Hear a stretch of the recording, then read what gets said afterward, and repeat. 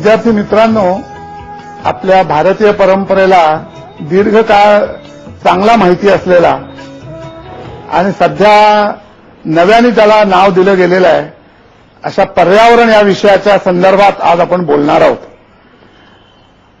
पंचमहाभूतांची कल्पना आपल्या परंपरेत खोल रुजलेली आहे. त्यामुळे आपल्या ललित साहित्यात, वाङ्मयात सगळीकडे या पंचतत्वांचा आपण वेगळ्या प्रकाराने उल्लेख करत असतो. या 5 तत्वांमधलं किंबहुना या 5 तत्वांना गुंफणारं जे महत्वाचं तत्व आहे, जे चल आहे, हिंट आहे, फिरत आहे, एके ठिकाणी थांबलेलं नाहीये, असं जे पाणी तत्व आहे, जलतत्व आहे, त्याची आज आपण जास्त ओळख करून घेऊया. पाणी या तत्वाचा आपला जन्मापासून संबंध येतो, त्यामुळे आपल्याला ते खूप ओळखीचं आहे असं वाटतं. पण ज्यावेळेला आपण त्याचा मानवी जीवनाच्या किंवा एकंदर निसर्गाच्या, प्राणी जीवनाच्या संदर्भात खोलात विचार करायला लागतो, तेव्हा आपल्या असं लक्षात येतं की या तत्वाचे अनेक पैलू हे आपल्याला तितकेसे नीट माहिती नाहीयेत. किंबहुना ज्यावेळेला आपण आपल्या समाजाप्रमाणे इतर समाजांचा पाण्याशी काय नातं आहे, संबंध आहे याचा विचार करतो, तेव्हा पहिल्यांदा असं आपल्याला लक्षात येतं की पर्यावरण हा शब्द जरी एक असला तरी त्या पर्यावरणातले जे वेगवेगळे गाभे आहेत, विशेषतः पाण्याशी नातं सांगणारे जे पैलू आहेत, ते उत्तर ध्रुवीय भागात राहणारा जो समाज आहे त्याचं नातं वेगळं आहे. आजच्या उत्तरेला असणारा जो युरोपीय समाज आहे त्याचं पाण्याशी असलेलं नातं वेगळं आहे. त्याच्या उलट आफ्रिकेमधल्या सहारा वाळवंटातल्या समाजाचं पाण्याशी असलेलं नातं वेगळं आहे.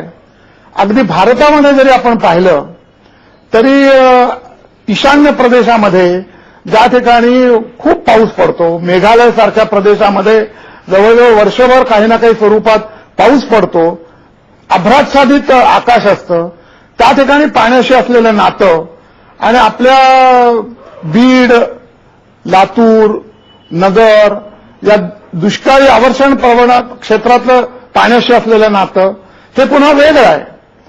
आणि हे पृथ्वीच्या कुठे आपण आहोत याप्रमाणे जसं वेगळं आहे तसं हे वेगवेगळ्या ऋतूंमध्ये वेगळं आहे.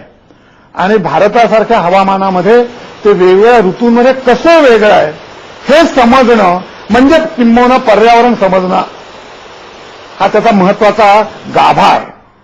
आणि म्हणून ज्या ज्या वेळेला आपण पर्यावरणाचा विचार करतो त्यावेळेला त्याचा आधारभूत असलेल्या जलविज्ञानाचा आपल्याला विचार करायला पाहिजे.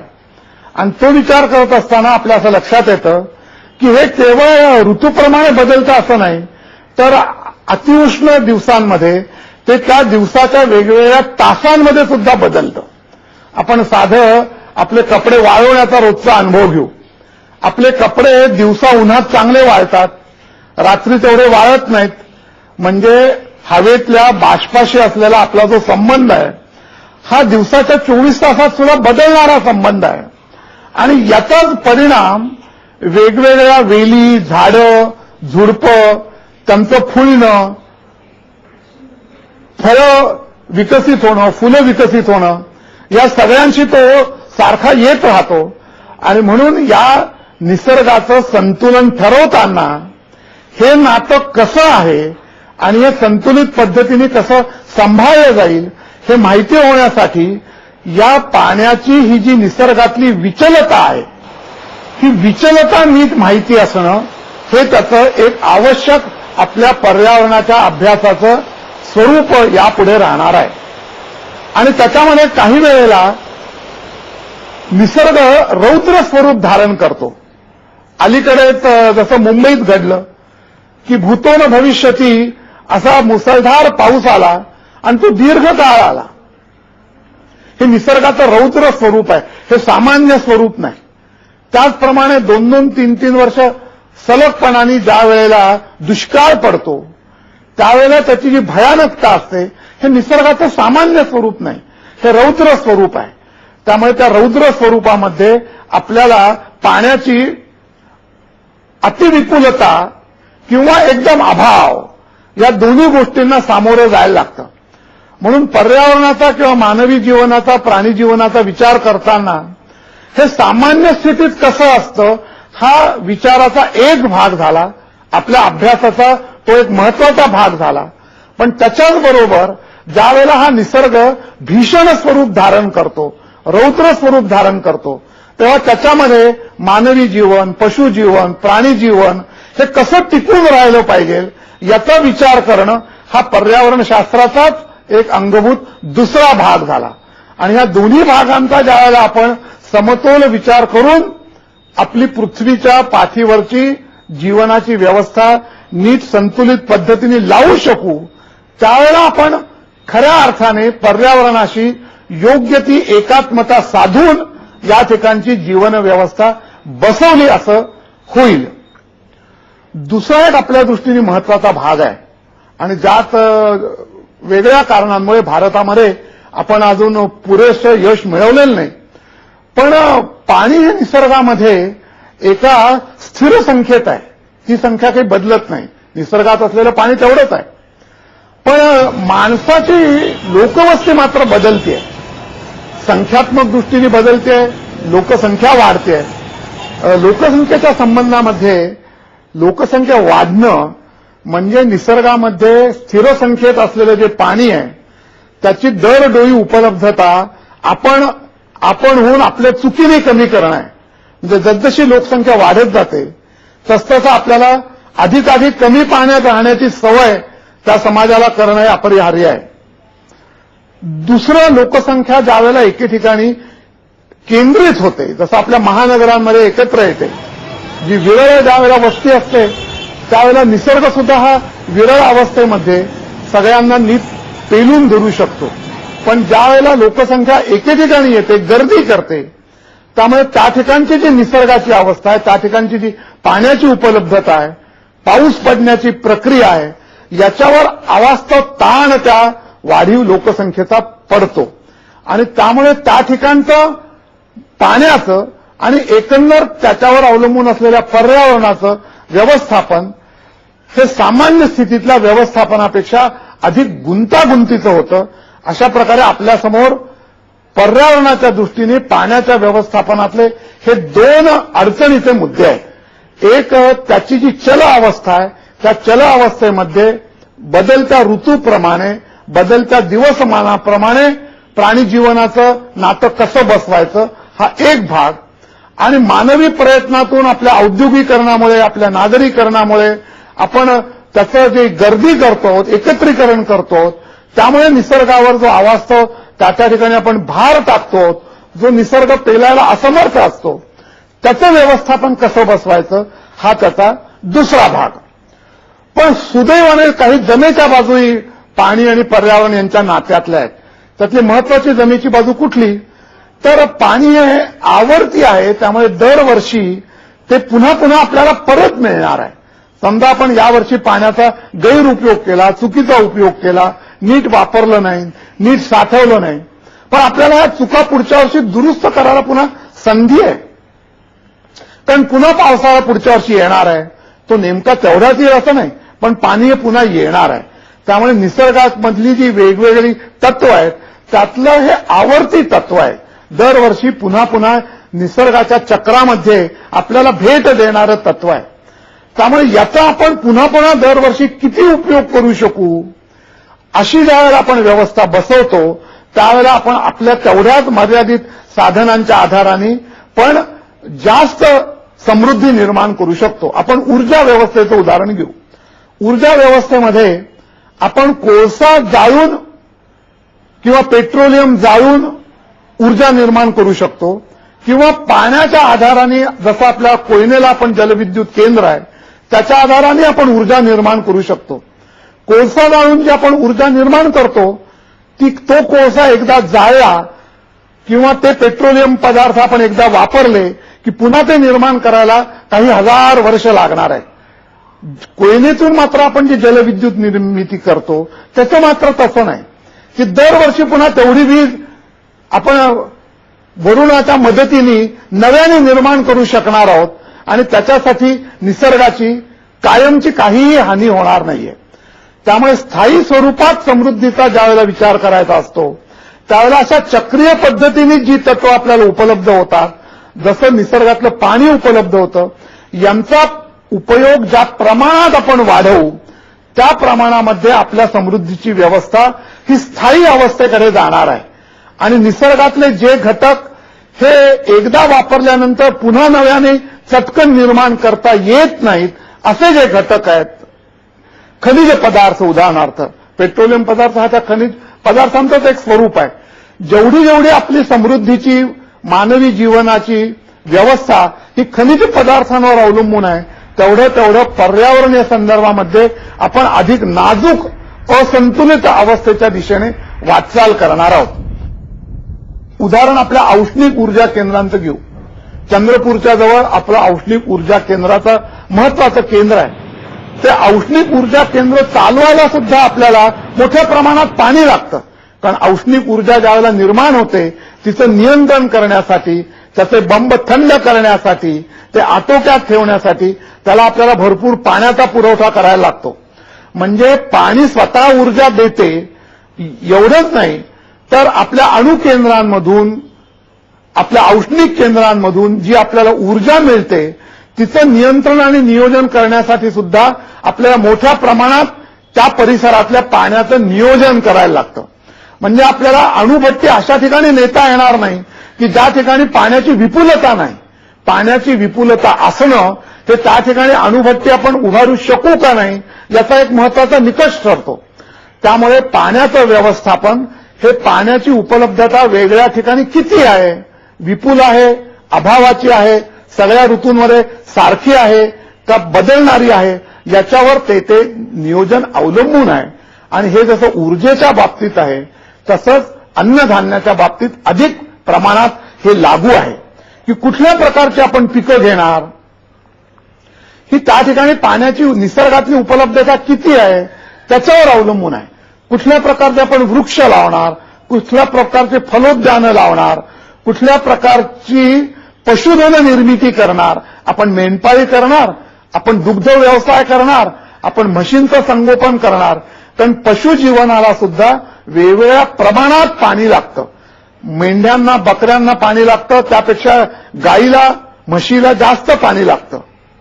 किंबहुना आपल्याला झाडांचा सुद्धा विचार करताना प्रत्येक झाडाला किती पाणी लागतं, आंब्याला किती पाणी लागतं, बाभळीला किती पाणी लागतं, पेरूला किती पाणी लागतं, सीताफळाला किती पाणी लागतं, याचा ज्या वेळेला आपल्याजवळ नीट हिशोब राहील त्यावेळेला आपली फलोद्यान व्यवस्था कशी ठेवायची.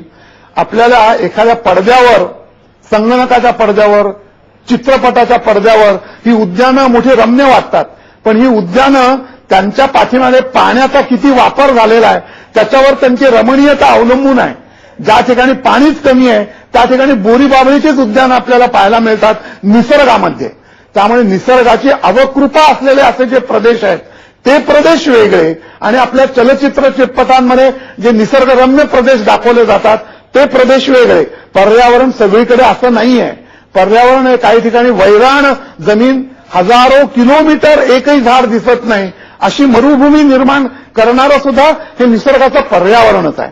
मानवी प्रयत्नातून आपण काय करू शकतो, मानवी प्रयत्नातून हे पर्यावरण मानवाला अनुकूल होऊ शकेल अशा मर्यादेत आपण काही प्रमाणात बदलू शकतो, जसं आपण आपल्या राजस्थानमध्ये केलेलं आहे. पर्यावरणाच्या संदर्भात राजस्थान इतर प्रदेशांपेक्षा वेगळ्या पातळीवर आहे. विशेषतः त्या ठिकाणच्या पाण्याच्या अभावामुळे हजारो किलोमीटर वैराण प्रदेश त्या ठिकाणी आहे. मानवी प्रयत्नातून आपण काय करू शकतो, मानवी प्रयत्नातून आपण काही प्रमाणात या पर्यावरणाला अनुकूल असा बदलाची दिशा देऊ शकतो. त्याच्यासाठी आपण राजस्थानमध्ये 600 किलोमीटर लांबीचा मोठा कालवा तयार केलेला आहे. आणि त्यामुळे राजस्थानमध्ये आता आपल्याला असं चित्र पाहायला मिळतं की या मरुभूमीवर असा एक छान सुंदर 20-25 किलोमीटर लांबीचा पट्टा निर्माण झालेला आहे की ज्या ठिकाणी फलोद्यान व्यवस्था आहे, ज्या ठिकाणी उत्तम शेती फुलती आहे. आणि ही जी मानवी जीवनाला असलेली अनुकूलता आहे, ही अनुकूलता आपण अत्यंत प्रतिकूल असलेल्या निसर्गातल्या मूळ मानवी जीवनाला आधार न देऊ शकणाऱ्या अशा प्रदेशात निर्माण केलेला आहे. त्यामुळे पर्यावरण आणि मानवी प्रयत्न यांची योग्य ती सांगड घालणं हे मानवी समाजापुढचं याच्या पुढचं भवितव्य आहे, याच्या पुढचं एक मोठं आव्हान आहे. आणि त्यासाठी आपल्याला पर्यावरणीय दृष्टीने या वेगवेगळ्या परिस्थितींचा जास्त खोलात अभ्यास करायचा आहे. या अभ्यासात आपल्या कर्तबगारीमुळे आपण म्हणूया आपण आणखीन अडचण निर्माण केलेली आहे की रसायनशास्त्राचा जसजसा अधिक उदय झाला आणि रासायनिक अभियांत्रिकी आपल्याला हस्तगत झाली, त्या प्रमाणात आपण वेगवेगळे नवे रासायनिक पदार्थ निर्माण करू शकलो आणि त्यातले काही काही पदार्थ हे विषारी आहेत. आता या विषारी पदार्थांची निसर्गामध्ये कशी नेमकी व्यवस्था लावायची, हा एक नवा प्रश्न मानवी समाजासमोर उभा आहे. ते मानवी जीवनालाच अपायकारक आहेत असं नाही, तर ते पशुजीवनाला अपायकारक आहेत, वनस्पती जीवनाला अपायकारक आहेत. आपण दिल्लीचं उदाहरण घेऊ. दिल्लीमध्ये ज्या ठिकाणी वाहतुकीची प्रचंड गर्दी आहे, त्या नाक्यांवर आपण जी झाडे लावलेली आहेत त्या झाडांचा तजेला किंवा उलट्या शब्दात कोमेजलेलापणा आणि ज्या ठिकाणी वाहनांची गर्दी नाही त्या ठिकाणच्या झाडांचा रसरशीतपणा हा आपल्या डोळ्यांना जाणवू शकतो. तेव्हा निसर्गामध्ये अशा प्रकारचं जे रासायनिक प्रदूषण आता व्हायला लागलेलं आहे त्याचा शेवटी कुठे होतो, तो हवेत असलेले ती प्रदूषक असोत, जमिनीवरची असोत, पाण्याचा गुणधर्म हा सर्व संग्राहक असण्याचा आहे आणि तो त्याचा एक दुर्गुण आहे. त्यामुळे सगळी प्रदूषक एकत्र पाणी आपल्या पोटात घेत असतं आणि आहे त्या गोष्टीला विद्राव करून घेणं, आपल्या बरोबर नेणं आणि शेवटी त्याचा शेवट एखाद्या तलावामध्ये, एखाद्या समुद्रामध्ये करणं. आणि त्यामुळे आपल्याला तलावांचं प्रदूषण होणं, नद्यांचं प्रदूषण होणं, समुद्राचं प्रदूषण होणं ही आधुनिक जीवनातली एक नव्याने भर टाकणारी समस्या निर्माण झालेली आहे.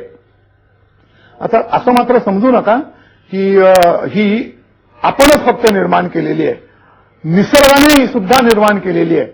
आपल्या महाभारतामध्ये युधिष्ठिराची एक कथा आहे. तो युधिष्ठिर एका नदीच्या काठी पाणी प्यायला म्हणून जातो आणि तिथे बसलेला यक्ष त्याला सांगतो की हे इथलं पाणी पिऊ नकोस कारण हे पाणी प्रदूषित आहे. तेव्हा प्रदूषणाची समस्या ही केवळ आधुनिक व्यवस्थेतून निर्माण झाली असं नाही. ज्या वेळेला झाडाचा अत्यधिक पाला पाचोळा जमिनीवर पडतो, नंतर पाऊस येतो, नंतर तो कुजतो, नंतर तो पाण्याने वाहून नेऊन नदीत किंवा तलावात टाकला जातो आणि जर तो तिथून पुढे वाहून नेला गेला नाही तर त्याच्या कुजण्यामुळे सुद्धा त्या ठिकाणी प्रदूषण तयार होतं. आपल्या नागपूरच्या जवळ पेंच नावाचा प्रकल्प आहे. त्याच्या सर्व क्षेत्रात सगळीकडे बारमाही उत्तम वनश्री आहे, पण त्या वनश्रीची आज आपल्याला पाण्याच्या गुणवत्तेच्या दृष्टीने एक वेगळी अडचण जाणवते.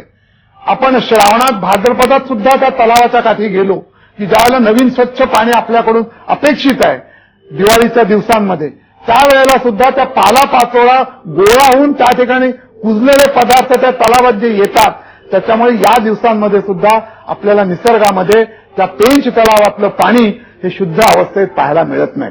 आणि इथे पर्यावरण आणि त्याच्याकडे पाहण्याची भारतीय दृष्टी आणि आधुनिक दृष्टी यातला फरक आहे. आपण पर्यावरणाकडे पाहताना त्याची ही वेगवेगळी जी रूप आहेत ही लक्षात ठेवली आहे, पण या रूपांना तीर्थता देण्याचं, विशेषतः पाण्याच्या संदर्भात अत्यंत पवित्र स्थान देण्याचं काम भारतीय परंपरेने केलेलं आहे. म्हणून पाण्याची उपलब्धता असलेली जे जागा आहेत त्यांना आपण तीर्थक्षेत्र म्हणतो. कारण त्या पवित्र ठेवण्याची एक प्रकारची सामाजिक जबाबदारी आपल्या मनावर ठसत जावी म्हणून या क्षेत्रांना आपण तीर्थक्षेत्र म्हटलेलं आहे. कुठल्याही पवित्र गोष्टीला आपल्या वडिलांना सुद्धा आपण तीर्थरूप म्हणतो. तेव्हा तीर्थभूती हे जे पावित्र्याचं वलय आहे ते पाण्याभोवती निर्माण करायचा आपण प्रयत्न केलेला आहे. म्हणून आपली तीर्थस्थानं, पुष्कर सारखं तीर्थस्थान हे पुष्कर सरोवराच्या काठी आहे. तर ही अवस्था पुन्हा भारतामध्ये निर्माण करणं ही मित्रांनो, आता तुम्ही जेव्हा पर्यावरणाचा अभ्यास करता आहात तेव्हा एक प्रकारे वारसा हक्काने स्वीकारलेली जबाबदारी आहे.